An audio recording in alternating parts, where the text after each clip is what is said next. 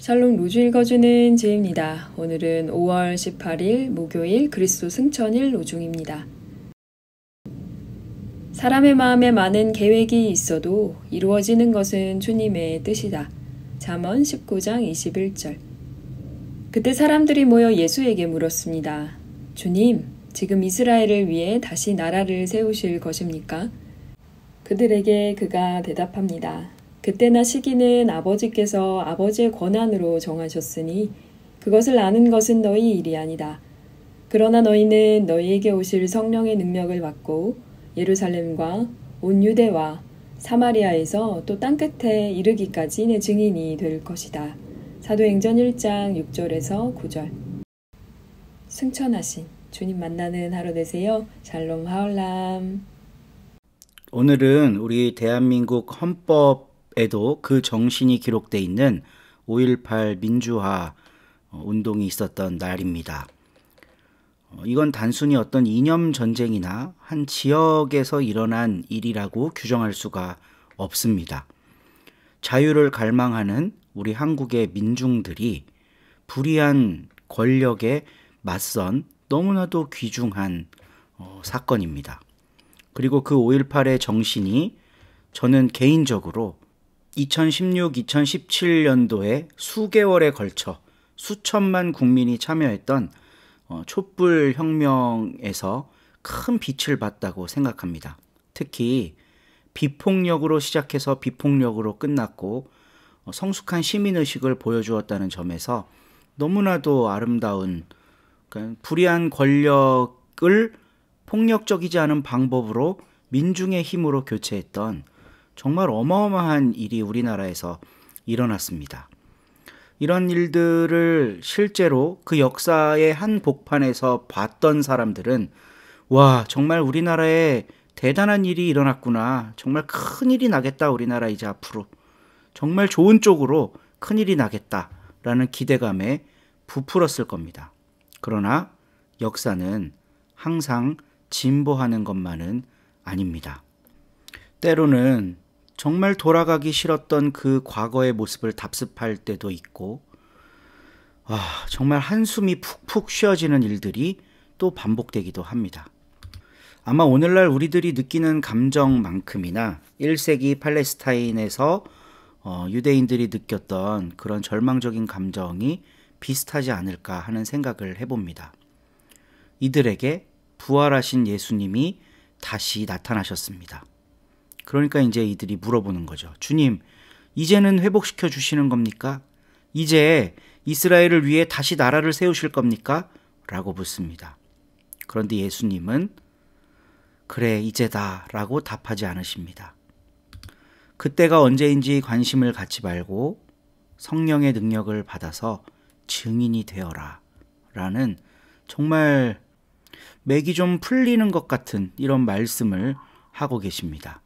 오늘 가르침의 본문 사도행전 1장 6절에서 9절이 바로 그 본문인데요.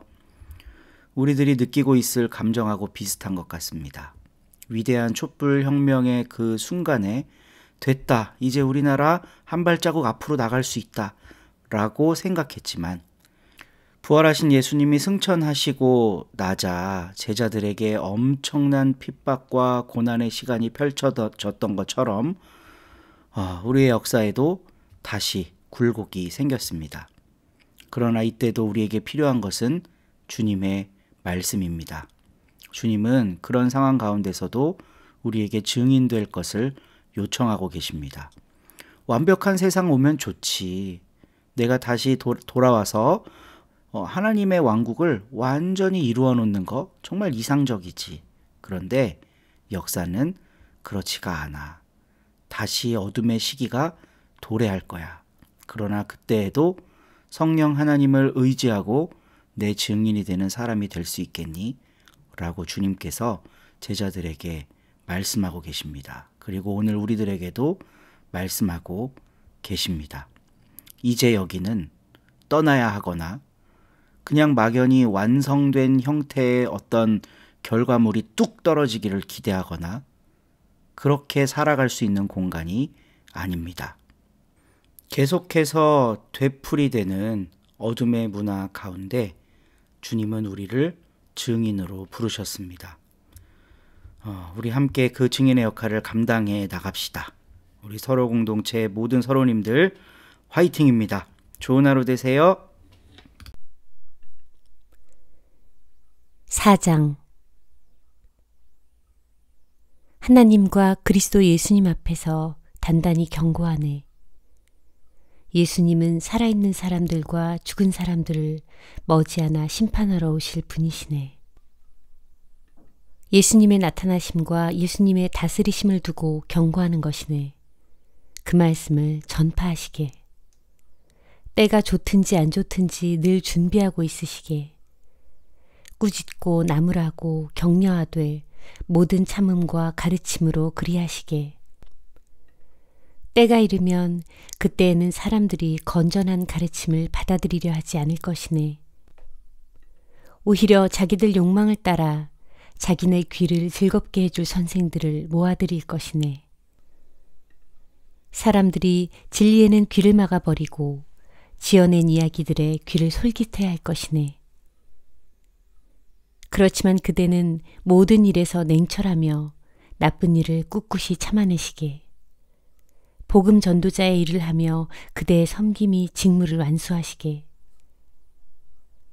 나는 이미 붓는 제물로 바쳐지고 있기 때문이네. 이제 내가 이 세상을 떠날 때가 다가왔네. 나는 선한 싸움을 싸워냈으며 달려갈 길을 끝까지 달렸고 믿음을 지켜냈네. 마침내 이제 나를 위해 의의 월계관이 마련되어 있네.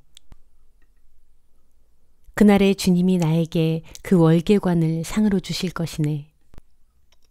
그 의로운 재판관께서 말일세. 나에게만이 아니라 주님의 나타나심을 애타게 사모했던 모든 사람에게도 그리하실 것이네. 그대는 서둘러서 빨리 나한테로 오시게. 데마는 이 세대를 사랑해서 나를 버리고 테살로니키로 떠났네. 그레스게는 갈라티아로, 디도는 달마티아로 가버렸네. 누가만 나와 함께 있네. 그대가 올 때 마가를 데리고 같이 오시게.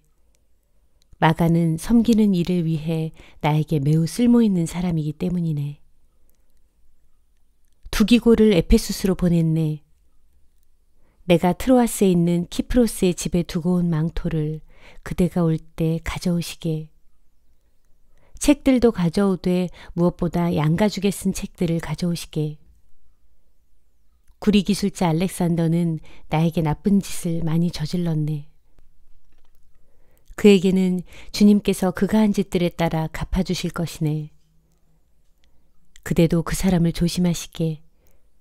우리가 전하는 말씀에 그가 엄청나게 맞섰기 때문일세. 내가 처음 변호할 때에 아무도 내 옆에 서주지 않았네. 오히려 모두들 나를 버리고 떠났지. 주님이 그들에게 책임을 묻지 않으시기를 비네. 주님이 나의 곁에 서셔서 나에게 능력을 불어넣어 주셨네. 그것은 나를 통해서 복음 선포가 완전히 이루어지게 하시며 또 모든 민족들이 그것을 듣게 하시기 위해서였지.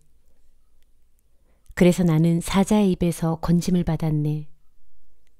주님이 나를 온갖 악한 일에서 건져주실 것이며 또 구원하셔서 주님의 나라로 들어가게 해주실 것이네. 주님께 영광이 영원히 있기를. 아멘.